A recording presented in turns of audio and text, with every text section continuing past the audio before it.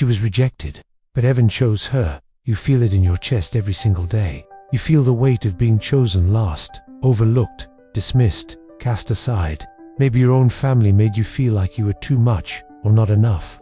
Maybe the church rejected you for what you'd done or where you'd been. Maybe someone you loved more than life itself rejected you and made you feel like you were disposable. Maybe you looked around and saw everyone else being celebrated, being included, being wanted, while you stood alone wondering what was wrong with you. Maybe you've internalized the rejection so deeply that you believe God himself has rejected you, that you're beyond his love, that your past has disqualified you from ever being chosen for anything that matters. But what if I told you that the greatest women in the Bible, the women whose names are remembered, whose stories changed history, the women whose faiths are celebrated, were women who were rejected by everyone except one person, God?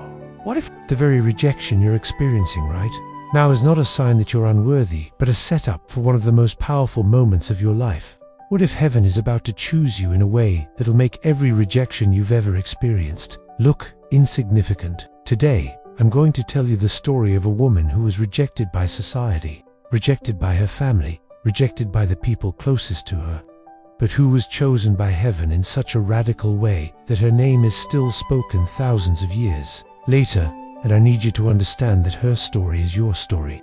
Heaven is choosing you right now. Welcome to Aletheia Insight. If you're new here, I want you to know that you've found a space where we tell the truth about God, where we don't shy away from the hard questions, and where we celebrate the beauty of faith that's real, raw, and redemptive. I want to invite you to subscribe to this channel and turn on those notifications, because what we're building here is a community of believers who are tired of the sanitized version of faith and ready to encounter God and his truth in his wild, scandalous grace. We upload new messages regularly that are designed specifically for people like you, people who feel rejected, overlooked, and undervalued. So please, subscribe now, and let's continue this journey together. Before we go any deeper into this story, I want to activate something in your spirit right now. In the comments below, I want you to type, "I receive," or "I believe," or whatever faith declaration speaks to your heart in this moment. This is not just leaving a comment. This is you opening yourself up to be chosen. This is you declaring that, even if the world has rejected you, you're willing to let heaven choose you. This is you participating in your own elevation. This is you saying yes to God's selection of you for something greater. Don't scroll past this. Comment your faith right now and activate the power in this message. The woman I want to tell you about is named Hagar. Now, if you've grown up in church, you might have heard her name mentioned in passing, but her real story, the depth of her experience, the way God encountered her in her rejection, is rarely discussed. Let me tell you who Hagar actually was and why her story will change everything for you. Hagar was an Egyptian servant woman. She didn't have status. She didn't have rights. She didn't have choices. She belonged to Sarah, Abraham's wife, and in that ancient culture, a servant woman was property. She existed to serve. And when Sarah couldn't have children and became desperate, she did something that seems shocking to us now but was culturally acceptable then. She gave her servant Hagar to Abraham as a surrogate. Hagar was to bear a child for Sarah, a child who would technically belong to Sarah and not to Hagar. Can you imagine that? Can you imagine being used like that? Being told your body exists to fulfill someone else's dream? Hagar became pregnant. And the moment she became pregnant, something shifted. Sarah, who had arranged this whole situation, suddenly became jealous and angry. She mistreated Hagar. She rejected her. She made her life so unbearable that Hagar did the only thing she could do. She ran away. Genesis 16:6 tells us that Sarah mistreated Hagar so harshly that she fled from her. And then comes the moment that changes everything. Hagar is alone in the wilderness, pregnant, rejected by the woman who had used her, with nowhere to go and no one to turn to. She's sitting by a well, probably crying, probably hopeless, probably convinced that her life was over. And then something supernatural happens. An angel of the Lord appears to her. The God of Abraham, the God of the universe, takes time to encounter a rejected, overlooked, discarded servant woman in the desert. And what God says to her is revolutionary. And Genesis 16:11 tells us that the angel said to her, "You are now pregnant, and you will give birth to a son. You shall name him Ishmael, for the Lord has heard of your misery."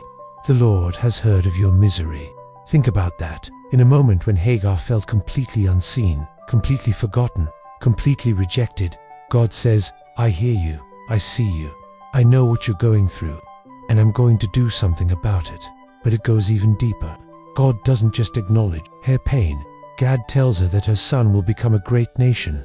God tells her that she matters. God tells her that she's not just a means to someone else's end. She's chosen, she's seen, she's loved. And then Hagar does something remarkable. She names the place where God encountered her, El-Roi, which means the God who sees me. She calls God the God who sees me, because in that moment, when she was most invisible to everyone else, God saw her completely. Let me tell you what this means for you right now. Whatever rejection you've experienced, whoever has overlooked you, whoever has made you feel invisible, God sees you. Not despite your invisibility to others. Right there in your invisibility, God sees you. 1 Peter 3:2-3-4 tells us, your beauty should not come from outward adornments, such as elaborate hairstyles and the wearing of gold jewelry or fine clothes. Rather, it should be that of your inner self, the unfading beauty of a gentle and quiet spirit, which is of great worth in God's sight. God's sight, that's the only sight that matters. God sees what others cannot see. God recognizes value in you that the world has missed. And God is choosing you, not despite your rejection, but because of the character that rejection has built in you. Here's something else about Hagar's story that churches rarely talk about. After the angel appeared to her, Hagar went back. She didn't stay in the wilderness. She didn't give up. She went back to Abraham's household, and she continued her journey. She had an encounter with heaven that gave her the strength to face the rejection again, and she gave birth to Ishmael.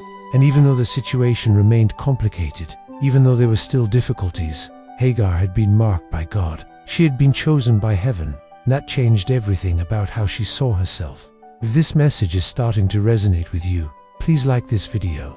I need to know that your heart is connecting with what I'm sharing. Your engagement helps me reach other people who are in the same darkness you've been in, other people who feel rejected and invisible, other people who need to hear that heaven is choosing them. Like this video, and let's spread this message together. There's something profound that happens when you realize that God's choice of you is not dependent on anyone else's choice of you. You don't need the world's approval anymore. You don't need your family's validation. You don't need the people who hurt you to recognize your worth, because heaven has already chosen you. And the choice of heaven is the only choice that truly matters. Isaiah 43:1 tells us, but now, this is what the Lord says, He who created you, Jacob, He who formed you, Israel, do not fear, for I have redeemed you. I have summoned you by name. You are mine. God is calling you by name. God is claiming you. God is saying, you are mine. That's not something that depends on what anyone else thinks or believes about you. Now, I want to tell you what happens later in Hagar's story, because this is where it gets really powerful. After years pass, after Sarah finally gives birth to Isaac, after the family dynamics become even more complicated, Abraham eventually sends Hagar and Ishmael away. Once again, she's rejected. Once again, she's cast out. She's in the wilderness with her son, running out of water, and she's convinced they're going to die. She puts her son under a bush because she can't bear to watch him suffer, and she sits down to cry. And then God appears to her again. Genesis 21:17-18 tells us, God heard the boy crying, and the angel of God called to Hagar from heaven and said to her, what is the matter, Hagar? Do not be afraid. God has heard the boy crying as he lies there. Lift the boy up and take him by the hand, for I will make him into a great nation. This is the second time God encounters Hagar in her rejection, in her desperation, in her pain, and God reminds her again, I'm with you, I see you. I'm going to do something extraordinary through you. Hagar's story teaches us something that the world doesn't want you to know. Rejection is not a reflection of your worth. Rejection is often a redirection toward your destiny. The people who rejected Hagar had no idea that she was carrying in her womb the ancestor of nations. The people who cast her out couldn't see that God had chosen her for something magnificent. And the same is true for you. The people who have rejected you cannot see what God sees in you. They cannot perceive the calling on your life. They cannot understand the destiny God is orchestrating for you. And that's actually perfect, because your destiny is not dependent on their understanding. I want you to hear this clearly. You have been rejected so that God could choose you. You have been cast aside so that heaven could elevate you. You have been overlooked by people so that you would look to God and discover that you were never unseen, never unwanted, never unchosen in His eyes. Psalm 27:10 tells us, "Though my father and mother forsake me, the Lord will receive me." Your earthly rejection doesn't negate your heavenly selection. In fact, sometimes God allows the rejection so that you'll stop looking to people for validation and start looking to Him. Here's what I need you to understand about this season you're in. If you're feeling rejected right now, if you're feeling like you don't belong anywhere, if you're feeling like the world has no place for you, that's not a sign that something is wrong with you. That's a sign that God is separating you from the people and the places that would have kept you small. God is removing you from situations that would have limited your potential. God is rejecting the rejectors on your behalf so that He can choose you for something greater. Proverbs 3:5-6 tells us, "Trust in the Lord with all your heart and lean not on your own understanding. In all your ways submit to Him, and He will make your paths straight." Your path might feel crooked right now. Your path might feel like you're going backward, but God is making your path straight toward your destiny. I also want to tell you something about what Hagar's name means and why that matters. Hagar means flight, or one who flees. She was named for her running away, for her escape, for the things she was doing when she was at her lowest. But God didn't keep her running. God didn't leave her in her flight. God caught her. God stopped her. God chose her and said, "You don't have to run anymore. You are chosen. You are seen. You are safe with me. Whatever you're running from, whatever you're fleeing, whatever you're escaping, God is saying to you what He said to Hagar. Stop running. Turn around. Look at me. You are chosen. You don't have to keep running because heaven has already chosen you, and that choice supersedes every rejection you've ever experienced." The most beautiful part of Hagar's story is that she became the mother of Ishmael, and through Ishmael came generations of people who carried her blood, her strength, her resilience. Her rejection didn't end her story. It was the beginning of her story. Her pain became her platform. Her struggle became her strength. And her choice by heaven became the foundation of a legacy that lasted thousands of years. Romans 8:37 tells us, "No, in all these things we are more than conquerors through Him who loved us." You are not a victim of your rejection. You are a conqueror through God's choice of you. You are more than what happened to you. You are more than how people treated you. You are the chosen one of heaven. As we wrap up, I want you to do something powerful. In the comments below, I want you to write "Blessed and ready" or "Heaven chose me," or whatever declaration captures your decision to accept heaven's choice of you over the world's rejection. This is you declaring that you're done waiting for people to validate you.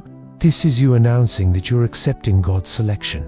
This is you stepping into your destiny as someone heaven has chosen. Comment your declaration right now. Thank you so much for being here with me today. If this message has touched your heart, please like this video.